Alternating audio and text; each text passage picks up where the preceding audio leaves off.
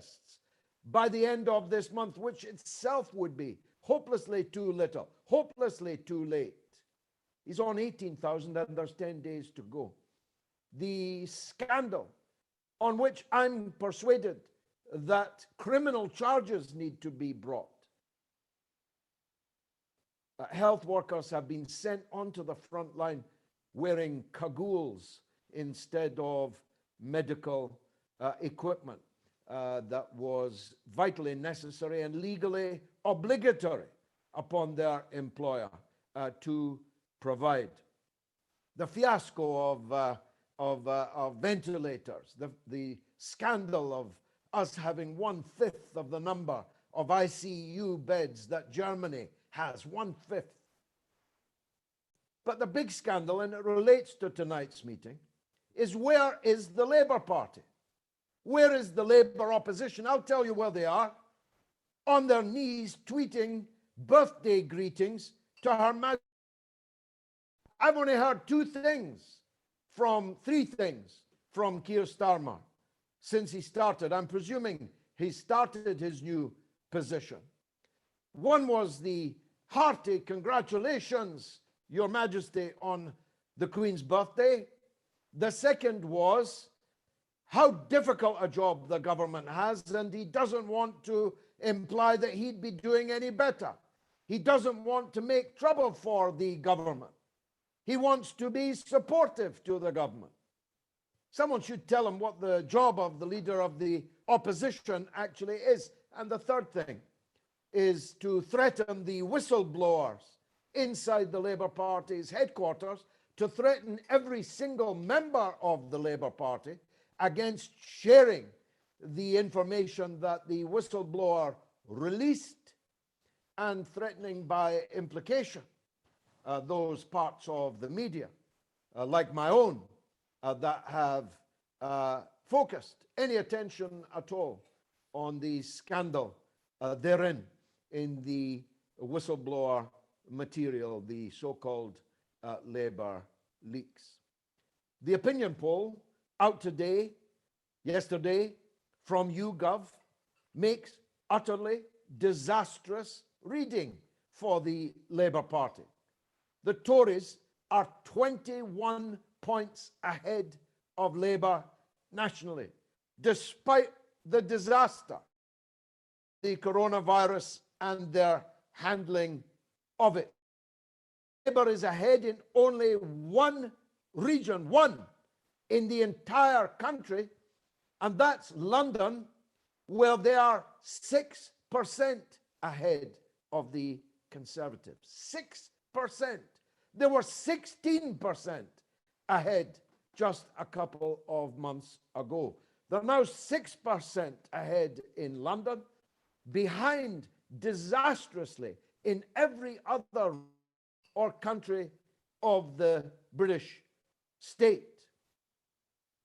And when you begin to drill down, as my young comrade James Giles did for me earlier today, drill down into the data of the YouGov poll, well, I'll tell you, if Keir Starmer's head of hair, impressive as it is, would begin to fall out if he read what I have just read.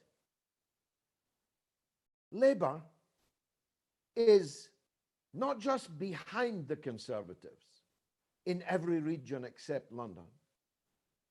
It is catastrophically further behind even than it was in the general election of December last.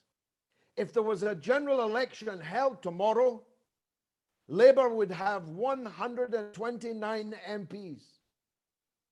The Conservatives would have a majority in Parliament of 246. The majority is currently 80, quite comfortable. Thank you very much. 246 would be the Conservative majority if there was an election tomorrow. Amongst the blue-collar working class, the Conservatives are beating Labour. Amongst the working class, the Conservatives are twice as popular as Labour. Amongst white-collar workers, though much more narrowly, the Conservatives are also ahead. If there was an election tomorrow, there would be hardly any, be no Liberal Democrats, two Liberal Democrat MPs in Parliament, and our country would look very bleak indeed. And so when I come to discuss, as I do now, the collapse of the Corbyn project, what I have just said can not only not be separated from the collapse of the Corbyn project, but is a direct consequence of the project and its dismal, pitiful ending. But let me start at the beginning. Unlike many a Johnny-come-lately zealot, I have known Jeremy Corbyn for 40 years. I met him in the winter of discontent, 78. So more than 40 years. For nearly 30 years, he sat right beside me in Parliament. Certainly whenever I was making a speech, as a glance at YouTube will make clear. Nothing that I'm going to say in the course of my address is intended to be insulting or disrespectful to the person of Jeremy Corbyn.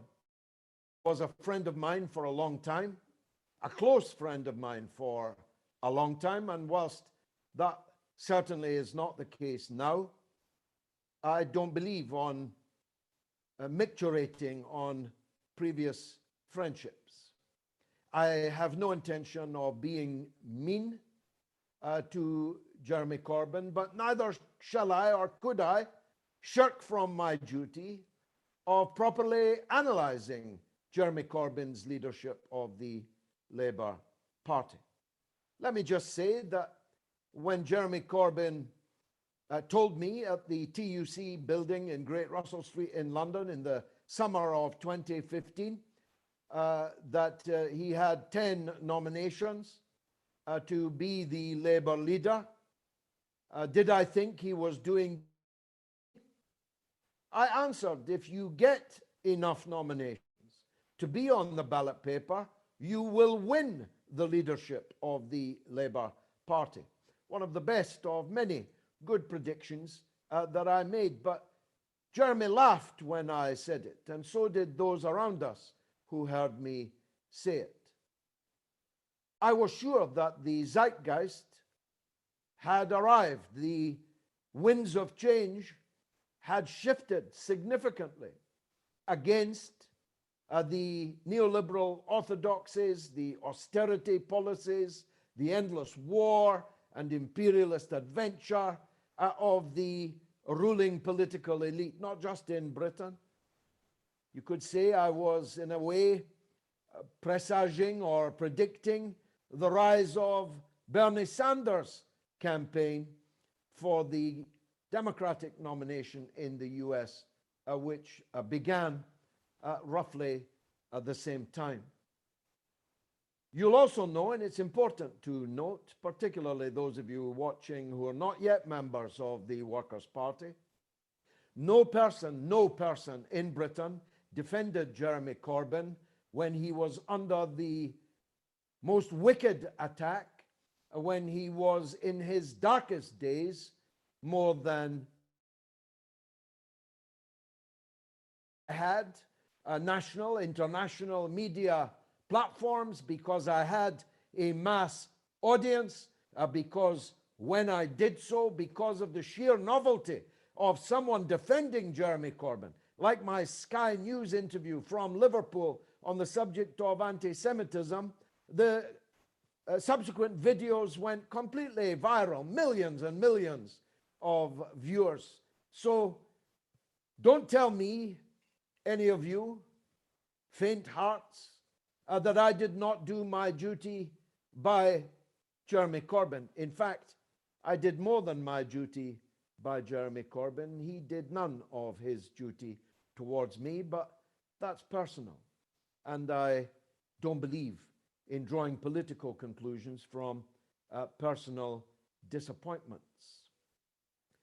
I defended Corbyn to the point of having my employer, then Talk Radio, fined a substantial sum of money for what Ofcom decided was an excessive bias towards Jeremy Corbyn in my radio broadcasts on the mother of all talk shows when we were on local radio on Rupert Murdoch's Talk Radio. Now, having known Corbyn for them, sometimes very indeed, for example, during the run-up to the war, during the miners' strike, many times we have worked very closely together against the war in Yugoslavia, against Desert Fox, the precursor to the Bush and Blair war on Iraq. We worked very closely together indeed. In fact, he asked me to employ his son on my parliamentary staff. I was not able to do it, though his son was and is a fine young man and a credit to his family. We were very close. Now, it's important to know that, because I'm going to have to say that whilst there were many people responsible for the collapse of the Corbyn project, and I shall adumbrate them now, the single biggest reason for the collapse of the Corbyn project is Jeremy Corbyn himself. His mistakes, which history will force him to own, flow directly from character flaws for a leader allowed him to get on the ballot paper in the first place. What do I mean? Nobody hated Jeremy Corbyn in the Parliamentary Labour Party. Not in the way they hated me. Certainly not in the way they hated John McDonnell or Diane Abbott. Nobody hated Jeremy Corbyn because he was regarded as a soft-hearted lad.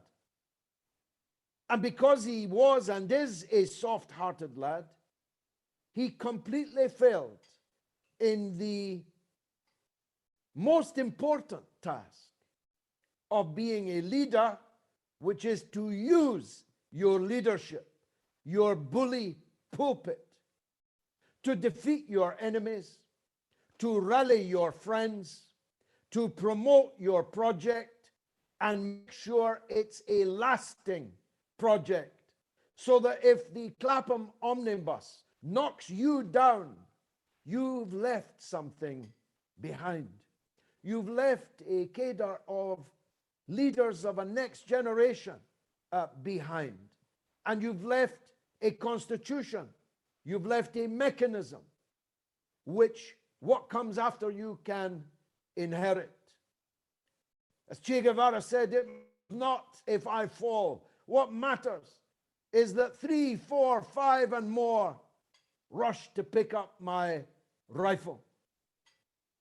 Jeremy Corbyn has come and he is gone, and there is nothing left. Nothing at all.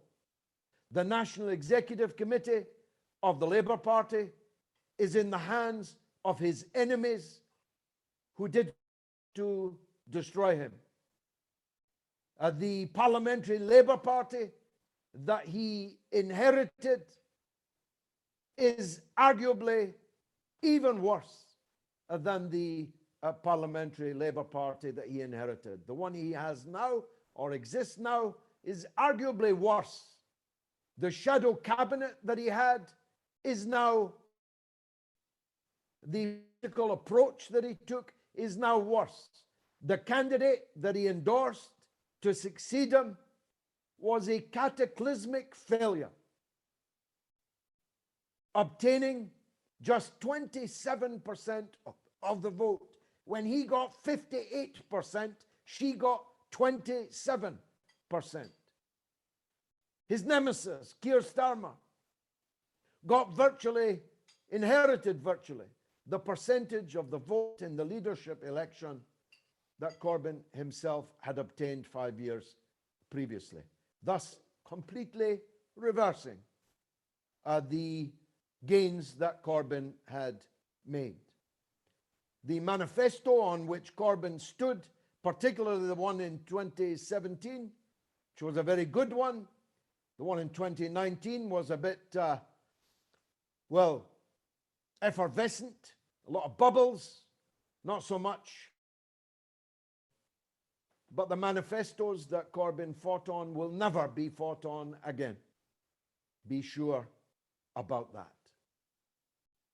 Corbyn's soft-heartedness, his lack of ruthlessness, his lack of understanding of what it means to be a leader.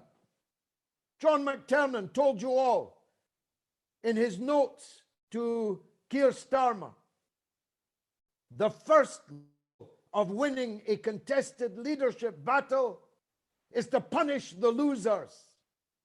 When 172 Labour members of Parliament signed a vote of no confidence in Jeremy Corbyn, attempted to break him as a man, attempted to destroy him as a man and as a political leader, when Corbyn won an even bigger majority, that's when he should have punished the losers. But instead of punishing them, he promoted them. He didn't reach out to his friends to promote them. Instead, in fact, he betrayed his friends, one after the other, after the other, after the other. And I'm one of them. But much more importantly, Williamson is the acme of those betrayed by Jeremy Corbyn, a Labour MP of great talent, great determination, who literally tramped the length and breadth of this country in support of Jeremy Corbyn. He was one of a handful of Labour members of Parliament that was endlessly proselytizing for the Corbyn project. Enemies came for Williamson.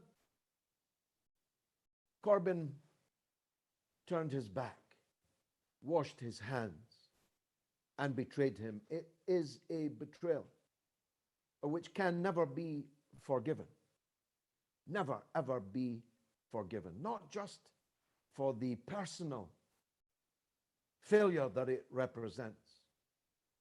What kind of a man would do that? Because of the political consequences. I believe that it was at that moment, that precise moment, when the Blairites knew that they had broken Jeremy Corbyn as a man, and that hereafter he would be a mere symbol, like El Cid, strapped to his horse, already dead, still riding into battle of any real change. The story, of course, is not just the personal failures of Jeremy Corbyn.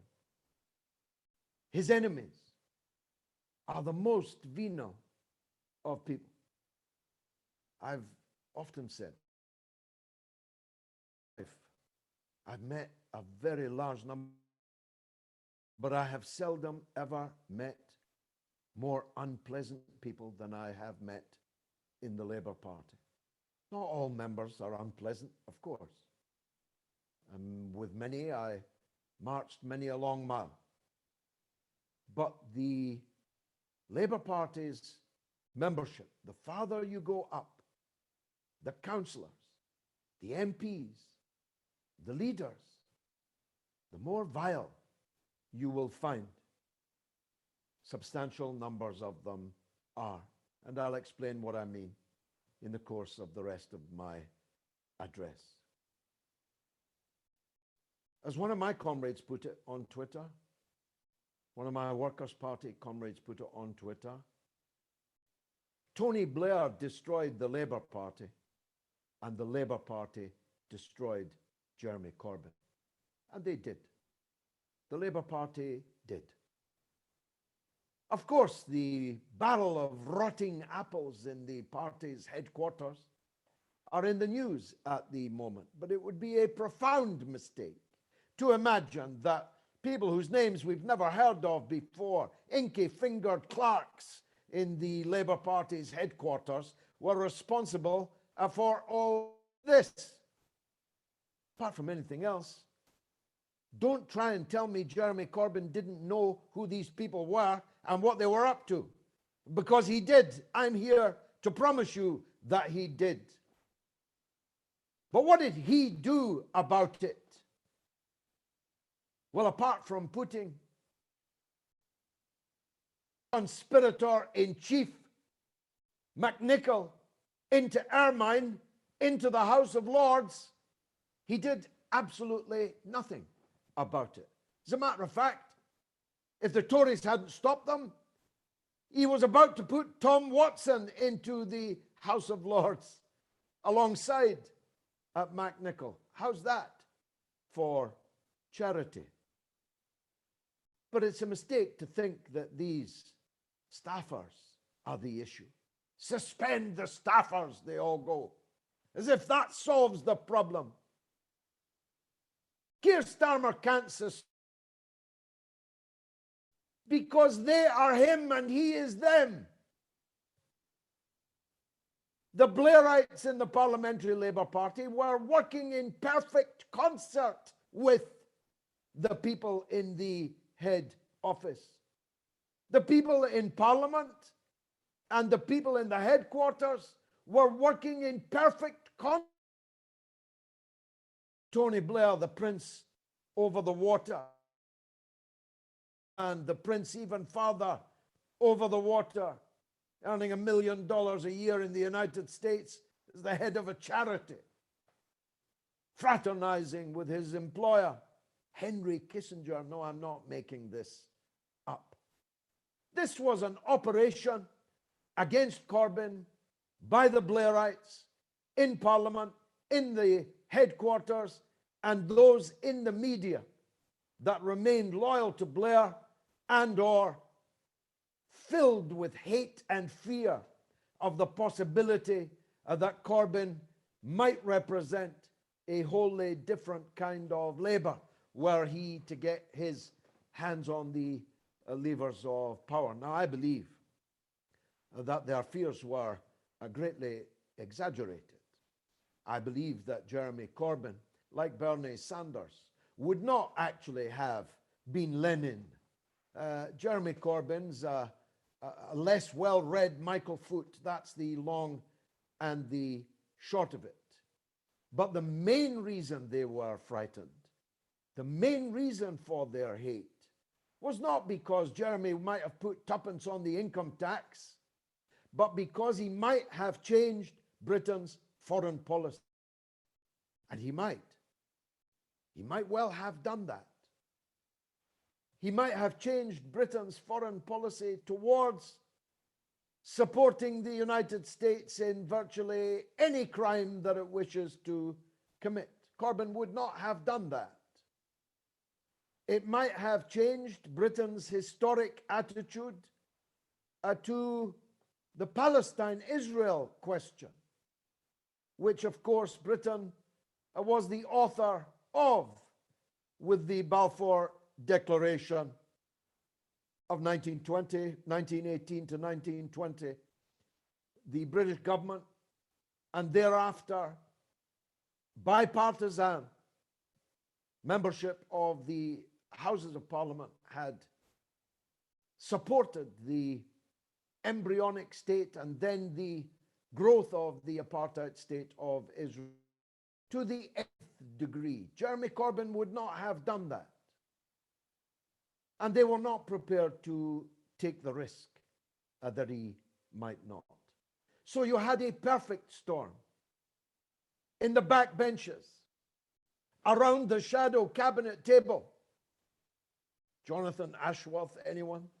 Why did Corbyn make him the shadow Secretary of State, which he's completely useless, invisible, but also treacherous, absolutely treacherous, caught red-handed in the days before the last general election, insulting and rubbishing his leader and making it clear that he had long been conspiring against him. The shadow cabinet, the Parliamentary Labour Party, the Labour Party's head office, the mass media. It was a perfect storm. The question is, what did Jeremy do about it? What should he have done about it? Well, nothing that I'm about to say is a surprise to him if he's watching. Neither is it anything that I did not say to him privately through conduits and publicly on radio, television, in print. He could have gone over the heads of the Parliamentary Labour Party. He could have gone to the members of the Labour Party. He could have empowered the members of the Labour Party. He could have empowered electronic voting of members of the Labour Party, which he promised to do but didn't do. He could have called a special conference of the Labour Party to affirm support for him and his. He could have broken from not just the enemy without, but the enemy within. Instead, he hugged them all closer. Landsman, closer. Ashworth, closer. Watson, closer. Clasping asps to his breast. There's one moment in particular when he needed to do what needed to be done. And when I told him, you will never, ever get a better opportunity than this. You're the elected leader. You're the twice elected leader. You have called for a 3-line whip in Parliament to demand that the government suspend the sale of armaments. That is the Kingdom of Saudi Arabia, until an inquiry is held into the massacres being carried out by our weapons against the near defenseless people of Yemen. I told him this is the perfect storm. 120 Blairites defied the 3-line whip and backed Saudi Arabia, a country that throws off high buildings, a country that mercilessly persecutes any kind of democracy or liberty or lack of orthodoxy, a country that fuels and funds terrorism around the world. You've got 120 Labour MPs have just backed them in the lobbies against a 3-line whip. Suspend them all. Suspend. Encouragement les autres. To encourage the others. To discourage the others. To begin to divide them between those now penitent and those absolutely determined. John McDonnell said online that he accepts responsibility for Labour's disastrous turn on the Brexit question, and that he did so in order to stop 60 Labour MPs leaving the party as a result of the Brexit issue. Why? Why would you want 60 rats on your ship when those rats are gnawing away at the vital sinews of the ship? Why not say you want to go and join the tinge Be gone with you. But the Saudi issue, the weapons issue, was the moment to strike. Not only did he not, he promoted all these people that were stabbing him in the back, none more so than Keir Starmer. There are three fundamental issues on which Jeremy Corbyn failed. The first and most important was on Brexit. Whatever your point of view on Brexit, if you're a Democrat, you had to support the Labour Party's initial policy. On day one, Jeremy Corbyn called for the triggering of Article 50. Labour fought the general election in 2017 on a manifesto pledge to accept and honour the results of the Brexit referendum. And they got a bigger advance of their vote than they had at any time since 1945. Imagine. Since Clement Attlee, Jeremy Corbyn, the much derided, in the teeth of a wall of hate, came within 2,776 votes of being the Prime Minister of this country. Assuming, of course, his own MPs didn't break both his legs and let down all his tires before he could get to Buckingham Palace to kiss the Queen's hand. That's all he was away from winning a Labour government. If they'd stuck to that policy, if they'd said to Keir Starmer and Emily Thornberry and all the other reprobates, I don't care what your view is on the EU, on Brexit. I don't care what your view is. The Labour Party stood on a manifesto pledge and you were elected on it. And you must honour it. And Labour will not be changing it. The U-turn to the so-called people's vote, the capitulation to the soft shoe shufflers, the Waitrose Brigade, led by Starmer and Thornberry and MacDonald and Abbott. Imagine what a foursome that one. Were determined that Labour would ditch its vote-winning policy in exchange for a policy which a blind man catastrophic on the red wall and behind it. And so it turned out to be. The second disastrous failure was the handling of the anti-Semitism issue. And again, I told Corbyn this. I told them they've got you've ever said, ever. So don't say now that the pale, because they've got a video of you saying it. Don't say that your friends with whom you entirely agreed for decades on the Palestine question are now anti-Semites, because they are you and you are them. And the evidence is there that you are and were. If Corbyn had stood up to the Israel lobby, Foursquare stood up to them, made clear and repeated it ad nauseum that opposition to Israel has nothing to do with hatred of Jews, which is the definition of anti-Semitism. Instead, he let them write their own definition. Instead,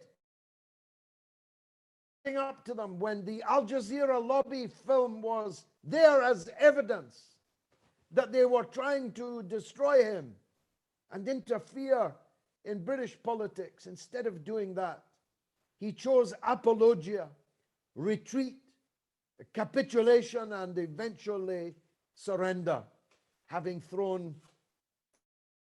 after friend under the bus. Not only was none of that pretty to look at, it was an absolute, utter, miserable failure.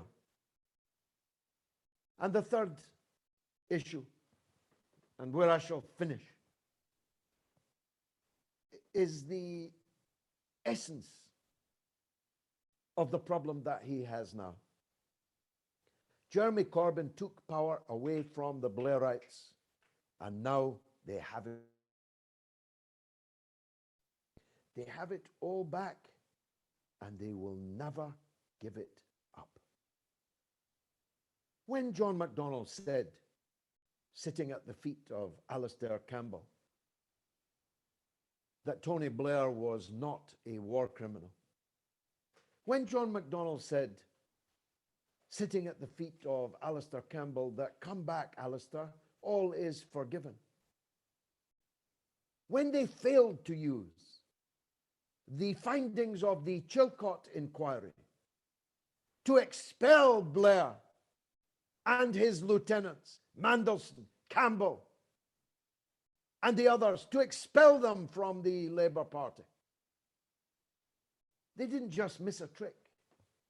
They set a fuse. They lit a fuse that would eventually destroy them. Back in charge.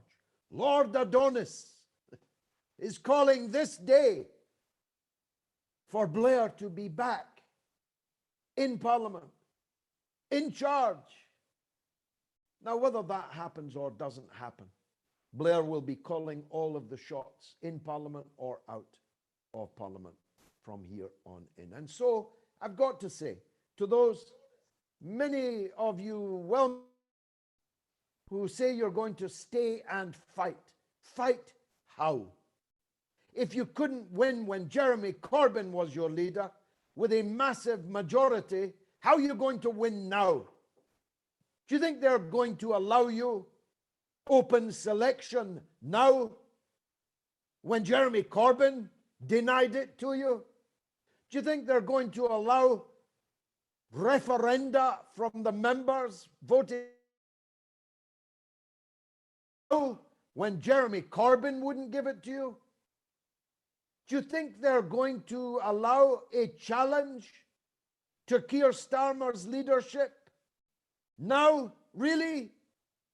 You do know that when there is no vacancy, it would need 40 Labour MPs to sign the nomination paper, a putative challenger to Keir Starmer. Will never happen. Never, ever happen.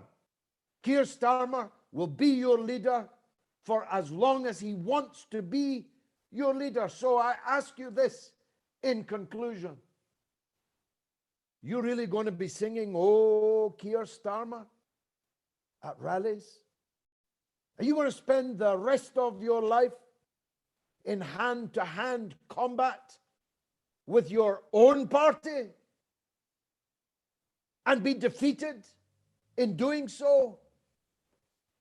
Or shouldn't you think about joining people amongst whom there is no internal enemy within? We are all facing one way against the enemy of the working class, the conservatives, capitalism, imperialism. That's our fight. We're not spending the rest of our lives in a ward, branch, CLP region, fighting against a superior army with far more numbers and arms than us. What's the point of that, comrades? Chris Williams last night. It's pointless to go on in the British Labour Party. However you felt about it before, this is not the Labour Party you felt that about. Jess Phillips and Wes Streeting are on the front bench, for God's sake. Lisa Nandy is the shadow foreign secretary. And that block of wood, Keir Starmer, is wooden today. Pinocchio. He's not going to turn human. He's not going to be able to speak human. He's a desiccated calculating machine, a speak your weight machine, today, tomorrow, and for as long as he stays as your leader. Are you going to go out on the doorsteps at the next election asking people to vote for the EU, for neoliberalism, for imperialism? Are you? That's what you have to keep in your mind now as you make a decision as to what is to be done. What is to be done is tonight's question. I'm happy to answer any that you have for me. Daniel, thank you very much. Long. Thank you, George. So, yeah, we'll be happy to take anyone's questions. So keep them coming in the chat, keep sending them to us so we know you want to ask a question. And the first one tonight is coming from Fran. So go ahead, Fran. Can you hear me? Yeah, go ahead. Okay, well, it's not really a question that I had. I just wanted to explain to everybody in the party my experience back in 2016 as a Labour Party member and being a Corbyn supporter, especially after reading the leaked document last week. It's like looking into my own past, but from the other side. So in 2016, I was a regular Labour member, Jeremy Corbyn supporter. I used to go to my Labour Party meetings, etc. My local Labour Party was good. Everybody in the party was a sound person. Anybody above that, a little bit weird. Now, when it came to Brexit, obviously, after the referendum, for some reason, the Labour Party blamed everything on Corbyn. The referendum losing was Corbyn's fault. Losing, in their opinion, because in my opinion, we won the referendum. But in the Blairites' opinion, they'd lost. So they launched the, I don't know if you remember, Owen Smith versus Corbyn. And how could I forget? During that, they pulled a real fast one on the entire membership of Labour. If you joined within the last 6 months, which was a lot of Corbyn supporters, they chucked out you had to pay 25 quid to get your ballot paper, which as a working class party, you're asking working class people to pay 25 quid. You had about a day to get that money. Now, I was in quite a few like Labour groups and we were crowdfunding members to get 25 quid for people who couldn't afford it so they could get their ballot that they were paying as a member for in the first place. Everything was thrown against us during this period. I successfully paid for my 25 quid to vote, etc. And then it came down to the date. I got my ballot. I voted for Corbyn against Owen Smith. About 2 days after that, it must have already happened because about 2 days after that, I got the letter in the post saying that I'd been suspended as a member. Now, if you read the report, you will see the compliance team talking about how they're going to set up anybody that they feel is a Jeremy Corbyn supporter. And in that report, they talk about how they've developed some sort of system for trolling social media comments. I don't know how they did it, but somehow they managed to get behind protected tweets I had at the time. Now I've left Twitter after this happened to me, but they kicked me out for calling Notts Forest fans scabs. It was a football banter tweet. I'm a Sheffield Wednesday fan. We banter with each other. So it was like the least amount of evidence to get people kicked out of the party, they would throw at them. Now, I remember at the time one girl got kicked out because she'd retweeted Foo Fighters, the band. She retweeted some lyrics. And I just wanted to bring that up to everybody, what the lengths that they went to in 2016 to. Well, I feel your comrade, reading the Labour leaks would be for you or anyone who had been devoted participant in the Labour Party. It would be like coming upon written evidence of your wife or your husband's infidelity. You'd be reading that your wife or your husband actually hated you and was in in full fornication with people who hate you. It would be a stab in the heart. And I think that hundreds of thousands of people have felt that way since they read these documents. But you have two choices. Discover such infidelity. You discover such evidence of hatred. You can either lie in your bed weeping or be abused forevermore by your abuser, or you can make a fresh start. You can say, well, now that I know what I know, I don't want to be with her or with him anyway. Why would I? What kind of a person would I be to want to continue with these people? Now, it's never referred to because people talk about expulsions. They talk about Livingston and Jackie Walker and Chris Williamson and Mark Wadsworth and so on. This is the tip of the iceberg. Thousands of people were removed from the electoral rolls inside the Labour Party for no other reason than to try and rig the election for Owen Smith and against Jeremy Corbyn. So there, as any battered woman will tell you, there comes a point at which you have to say no more. I'm not putting up with this abuse anymore. I'm not going to love my abuser.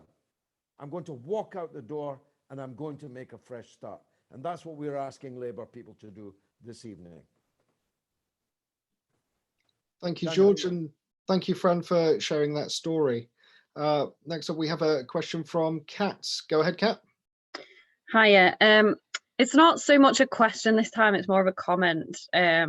I'd like to add to what you said about what you're fighting. It's also who are you fighting? Because like having been in the party and seeing how widespread the factionalism is and how corrupt not just the Labour Party is, but the big unions, Momentum, you know, the leaked report is just the tip of the iceberg. And I think it's basically an attempt at reigniting factionalism from the side that has lost. And I really think people have to be very careful if they are staying and fighting. And I've got real respect for a lot of my comrades who are still in the party who are trying to do that in the Labour Party. But they need to understand the depth and the breadth of the actual corruption. We've had the big unions and Momentum working together to fix the last round of selections. Now the Socialist Campaign Group is packed with Liberals who see socialism as an identity and something to virtue signal to other people. They are all owing favours to people like Len McCluskey, like Unison, like John Landsman. You know, it's absolutely crippled with corruption across all of the traditional left infrastructure.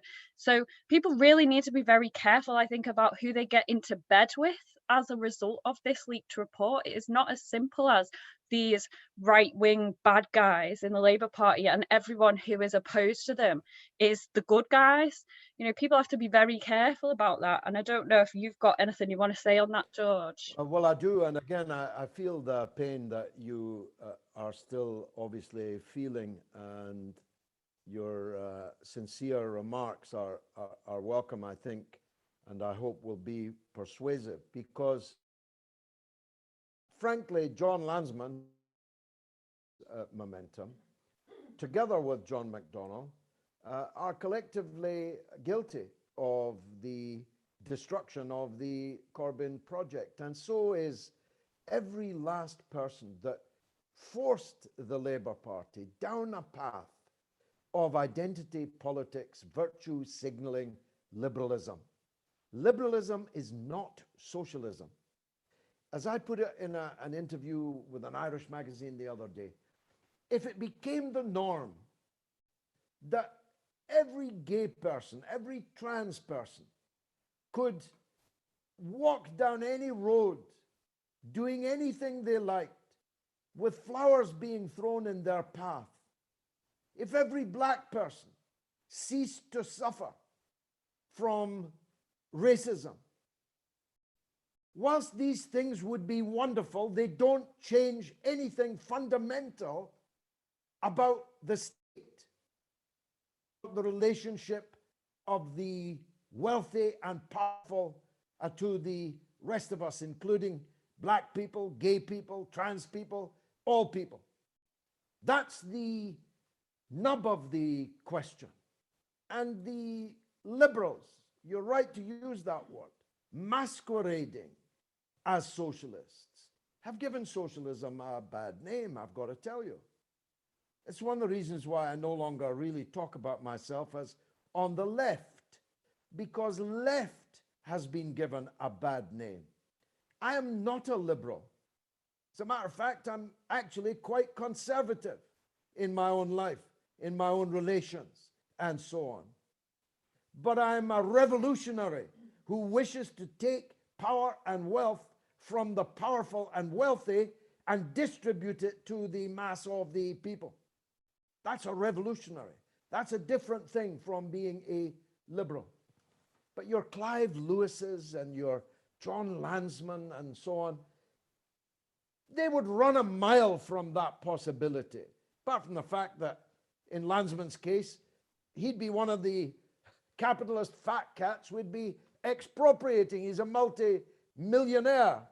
So we have to say that the Workers' Party is not a liberal party.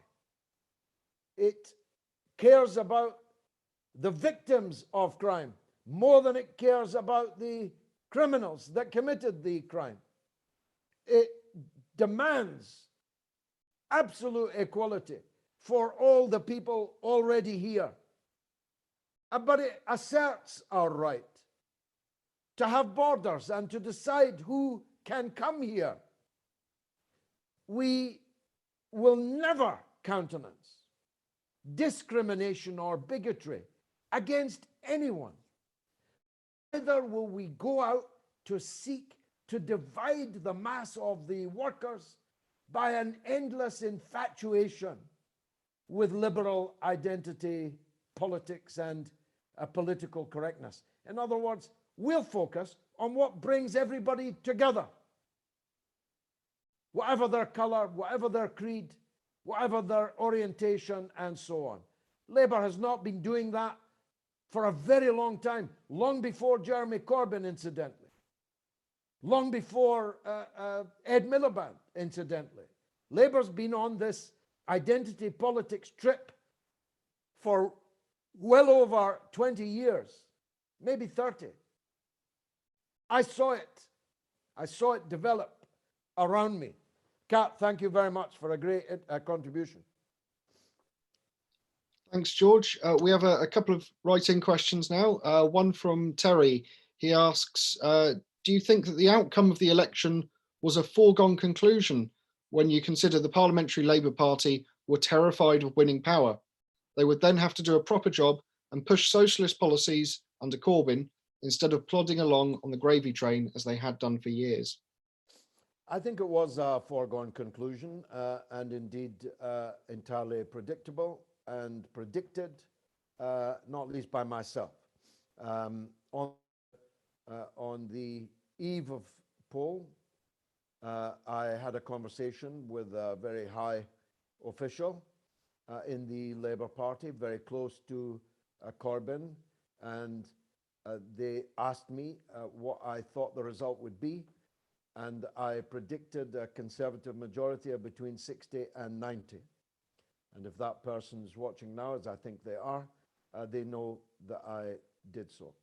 And that's because I knew that across the West Midlands, and I had no reason to believe that the East Midlands and the North was going to be any different.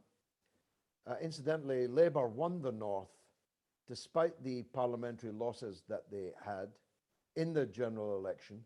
But in the YouGov poll of yesterday, Labour is behind even in the North. And the people who'd lose their seats in an election tomorrow include people like Ed Miliband and and many, many prominent people that you know of in the Labour Party. They'd all lose on the basis of the YouGov poll yesterday. And because I was working in the West Midlands, I knew that Labour was going to have a totally disastrous night in the West Midlands. And so it was a simple act of multiplication, of arithmetic, simple arithmetic, to likely result would be. But I'll go further and might shock you, and not everyone will agree with this.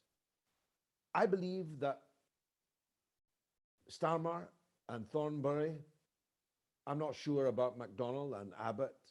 I can't hold them responsible for this next part. But I'm sure that Starmer and Thornbury knew that the U-turn on Brexit would lead to the election.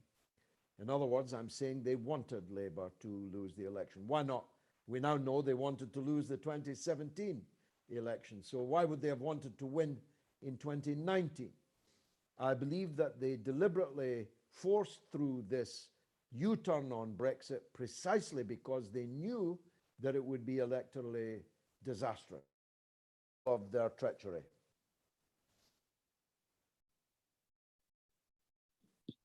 Thanks, George. And we have a question from Jack written in as well. How far do you believe the cult of personality that is Boris Johnson has affected and undermined Jeremy Corbyn's imagined and proposed policies? What would be the antidote to an extremely biased mass media, and how can we fight that? Well, Jeremy Corbyn did it in 2017. There was a bit of a personality cult around him, and it almost him and his party into power. And if the Jeremy Corbyn of 2017 had stuck to his guns, if he'd been the same Jeremy Corbyn in 2018 and 2019, then he certainly would have been a worthier rival to Boris Johnson than he turned out to be. But it's because the Corbyn leadership and the party as a whole abandoned the most important thing about their 2017 result, which was their fidelity to the result of the referendum, even though they didn't like the result of the referendum, although that came as a bit of a surprise to me as someone that sat next to Corbyn for 30 years. Came as a bit of a surprise to me that he thought the EU was worthy of 7.5 out of 10. That's not what he'd said to me over the decades, but let's assume he had a conversion on that. He took the right line. Whatever attitude you had to the Brexit referendum, now that it's happened, we must implement its result. To do otherwise would be a betrayal of democracy. That was a popular policy, which, taken together with all these other popular policies, built up an enormous, fantastic campaign in 2017, which obviously was his finest hour.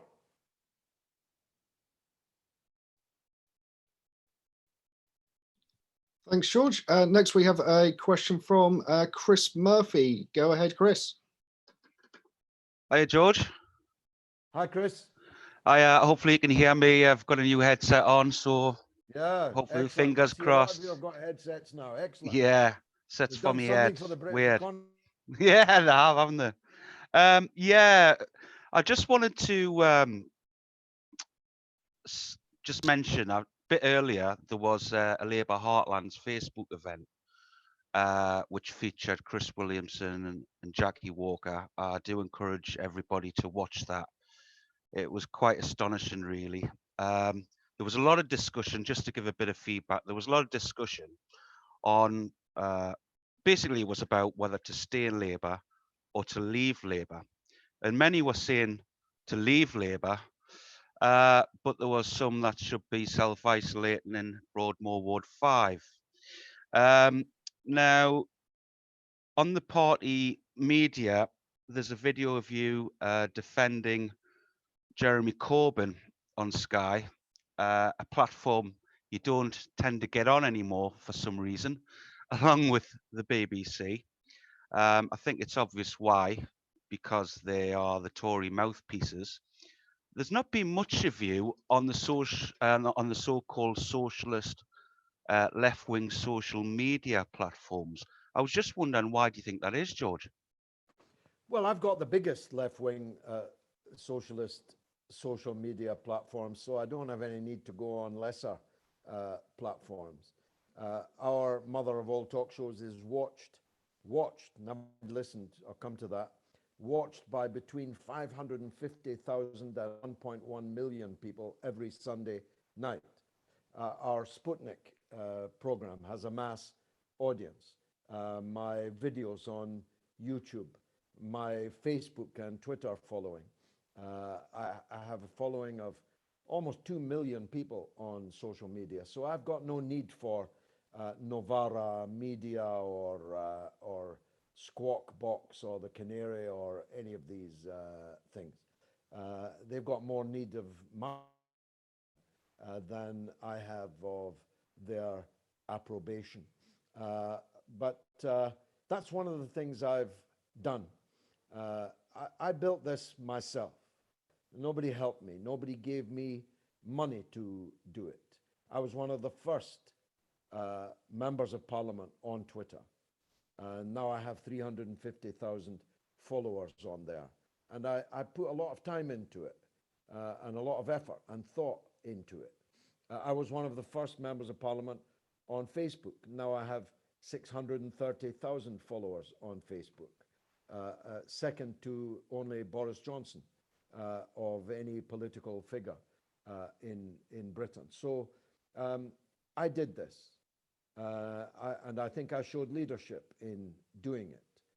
Now we have a cell which my children, and in that cell, if we go on a long journey, we are a moving media feast. We are making videos, making tweets, making posts, making memes, and so on. And all of us can do that. There's tremendous creativity amongst our people. I see it already, and we're only, 4 months old.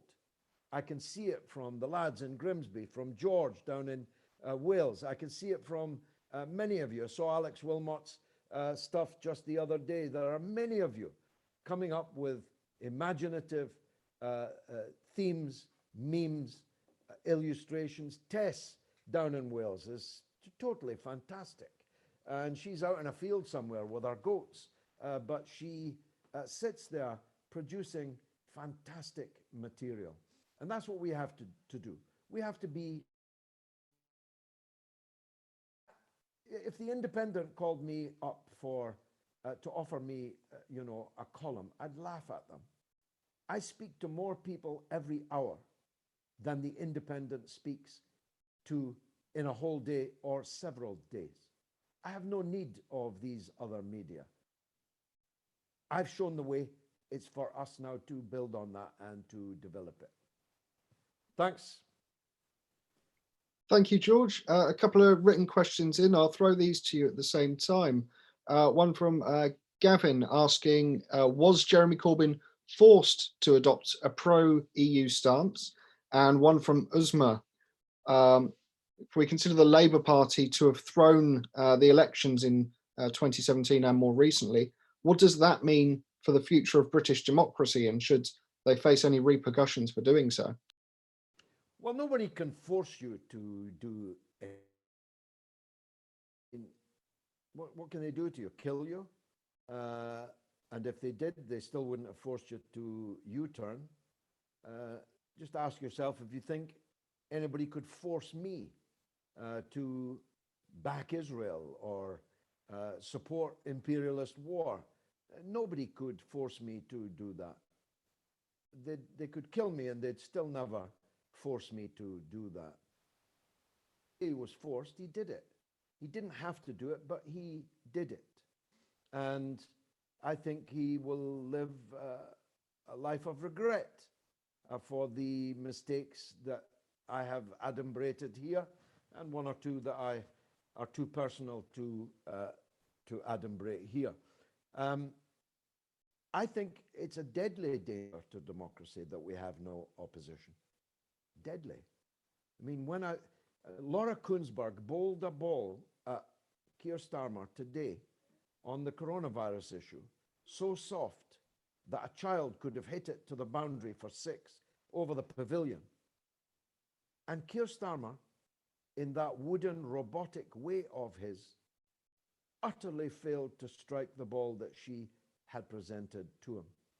Because there's a turn against Johnson now, you know, in the media. You saw it in the Sunday Times, you saw it on Sky News, now you're beginning to see it on the BBC. There are internal fights going on inside the ruling class, inside their government. And so she wanted Starmer to hit the ball for 6, and he completely refused to do so. Take a look at the video of it. That's dangerous. Every country needs, every government needs an opposition. Every democracy needs an opposition. Every country needs a Labour Party. It has none of these 3 things at this precise moment in time. And I don't think that's going to get any better. Starmer's not going to get better. Jess Phillips is not going to get better. Wes Streeting's not going to get better. Whoever these Tom, Dick and Harry that they've put on the front bench, most of whom I've never set eyes on before, whoever these people are not going to get better. They are utter mediocrities. And that's not going to improve. So every country needs a Labour Party. We are now that Labour Party. We are the party of Labour. We are the Workers' Party of Britain. Thanks, George. A couple more write-in questions. One from Mark. How important is it for the party to get backing from a union, and how likely is this to be achieved? And one from Darren. How do we take Scotland out of the shackles of the SNP? Well, that last one's a bit of a big question, and maybe we should schedule that as a subject for debate, actually. Scottish nationalism, Welsh nationalism, nationalism in general. So if the questioner will forgive me, I won't dwell on that because it's far too big a subject. First part of the question, remind me? Sorry, the first part of the question was winning over unions. How can we get them on our side? Yeah. Well, you'll never win over the existing big unions in their connection with the Labour Party. But we must demand that people opt out of the political levy. If you have any influence with anyone who's in a union, if you yourself are in that union, you must stop paying Keir Starmer's Labour Party right away. It's very simple. You can do it online. Opt out of the political fund, because that's only going to be providing the methods or the means rather of your own ideology being further undermined and destroyed. So don't give them sticks to beat you with. A marginal force nowadays. I was active in politics when there were 14 million members of the trade unions in Britain. Now the figure is 6, and that 6 million is overwhelmingly in the public sector. And if it were not the case, that figure would be much lower. So unions are more important. And when workers make a stand, the Workers' Party will, of course, be there with them and be prepared to lead them. We are prepared to work in unions. We encourage everyone to join unions, but we have no illusions in unions. Even in Len McCluskey, even in Unite, we've been a member of since 1973. Dan. Thanks, George. And a similar question from Deborah. She'd like to know what we think of ex-Labour members claiming refunds for fees for misappropriation of funds. Does it show Starmer Absolutely how outraged people are? Yeah, I absolutely support that. And I think there should be a class action, a crowd-funded class action case taken by a section of those who've been robbed, because that's what you have been. And you should take the Labour Party to court for the return of your fees for breach of contract. As soon as I read the leaked report, I immediately jumped to the conclusion that this all represented a breach of contract. The Labour Party had a contract with you, implicit or explicit, and that contract was would use your money in pursuit of the goals which they and you shared. And we now know that that was not the case. And so a breach of contract and maybe other tort actions can be brought. I'm not a lawyer, but I know a fair bit about the law, and I'm pretty convinced that the Labour Party would have to give you your money back, and you should ask for it. Don't give Keir Starmer any more money to murder what remains of the Labour idea. Thanks, George. And a question from Andrew. What happened with the lack of deselections of MPs and now the vote for Starmer? What do you think was the true nature of the membership increases under Corbyn, and why didn't those deselections happen? Well, it's a good question. The Labour Party's massive increase in membership led to a lot of exaggerated hopes in the political consciousness of that membership, in its intention to be active, and neither of those things came up to the mark. I remember saying when Corbyn was trying to get a majority on the National Executive Committee that his united left slate did not get more than 100,000 votes, and many of them quite a bit fewer than that. So a lot of people used to go around saying Corbyn has 500,000 supporters, but that was never true. And in any case, a lot of those supporters were paper thin, and those supporters, many of them were politically not nearly as conscious as people imagined that they would be. And even in the intense faction fight that existed in the Labour Party running up to the NEC elections, Corbyn's candidates never got anywhere near 100,000 votes. And when the succession came, Rebecca Long-Bailey, who admittedly was a disastrous pick, really disastrous pick, as I said so at the time, privately to them and publicly. The only man that could have done better, maybe much better, was Ian Lavery. I called for that publicly, even though it was not in the interests of the Workers' Party, but it was in the interests of the working class that he should. So I called for it publicly.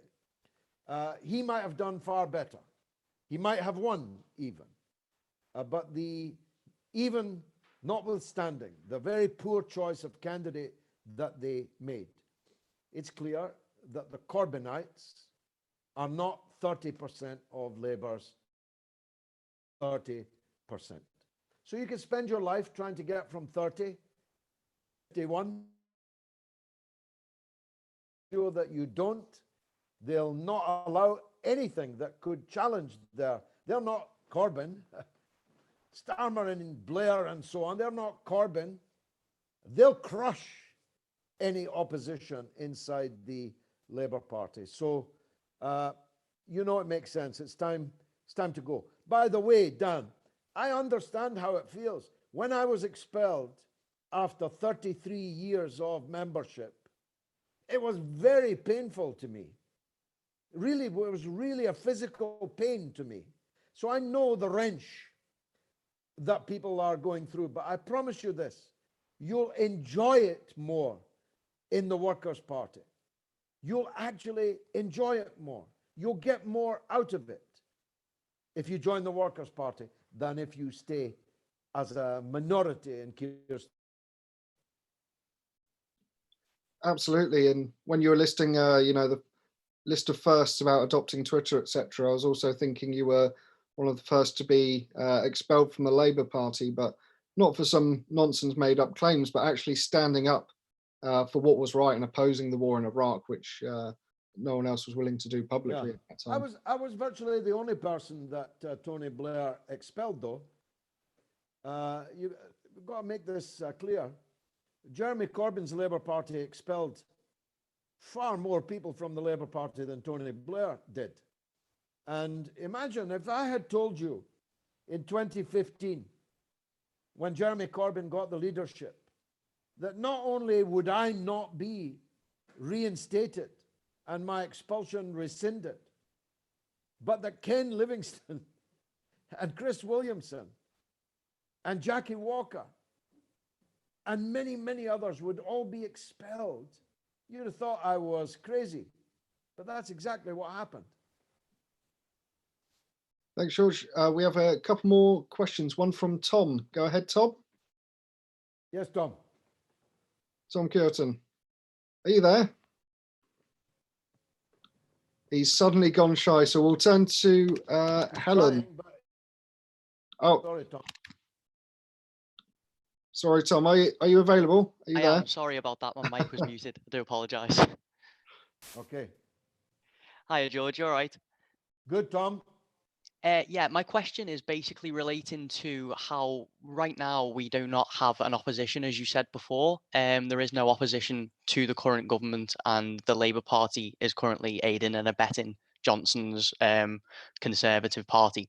And obviously, without any viable opposition, I've seen comrades on Twitter calling Piers Morgan the actual opposition at the moment, as he's the only one bringing anyone to account, which is the most ridiculous thing I've ever actually said out loud, I do believe. But how can we, as the Workers' Party, how can we mobilise and become the true opposition, whilst not having currently any power in Parliament, as it were? Well, we can only do it. Let me give you some good news. I devised the policy demand that the nurses should have their student debt removed. Jeremy Corbyn is now demanding it 3 times a day on Twitter, as if it had never come from me in the first place. That's influence. We don't have power, but we have influence. Politicians. We can influence the public. And we must use every platform, every portal that we have to do that. And the rescinding of the nurses' student debt is a demand that's time has come.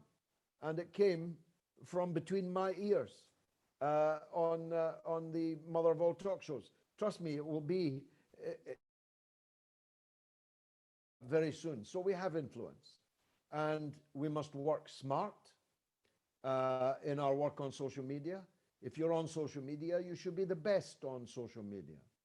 Try not to cuss and swear.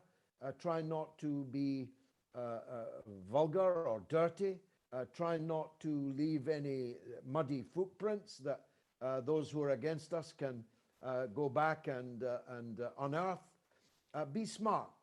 If you're a student, be the best student. If you're a worker, a shop steward, be the best. If social media, don't just rush into print. Think of what you're saying. Think twice. Measure twice. Cut once. And if you do that, eventually you'll find that the things we're calling for will begin to attract mass support.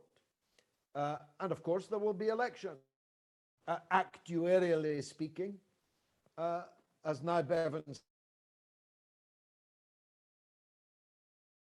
and if they're in the right places, we'll fight them. So don't imagine that we will never have MPs, that we will never have councillors, we'll never have mayors. We will. It may take time, but we will. And we'll fight. And in fighting, we win more people to our ideas and to our organization. So be positive, be optimistic about that. Thanks, George. I think that's a fantastic note to end the evening on. We should absolutely be optimistic and keep building, and we're going to see great things over the year to come, I think, from our growing influence. To all of you watching online on Facebook, YouTube and Twitter, now's the time to get involved. You can sign up on the Workers' Party site, workerspartybritain.org. and that lets you participate in these meetings as well. So you can come in and ask your questions with the other members, and you can also join in the members meeting that we have on Wednesday, where I know I didn't get to some of you tonight. I'm sorry we can't ask all the questions, but there's a lot of them coming in, so we can deal with some of those tomorrow. And of course, we'll see you next week for the regular meeting as well. So keep an eye out for that. And last word to you, George. Well, thanks very much for attending in such numbers. 100,000 audience last week. I'm pretty sure we're going to break that this week. So don't imagine that we are small. We are not small, and we're getting bigger by the hour and by the day. Numbers are joining us in unprecedented numbers and unprecedented levels of interest, and the audience for our meeting tonight will show you that. I'm sure that by next Tuesday, when I talk to you, that we'll have broken the record for audience of a Workers' Party of Britain meeting. That's not bad for a party 4 months old, is it? Thanks very much indeed for everything that you are doing. God willing, see you same time, same place.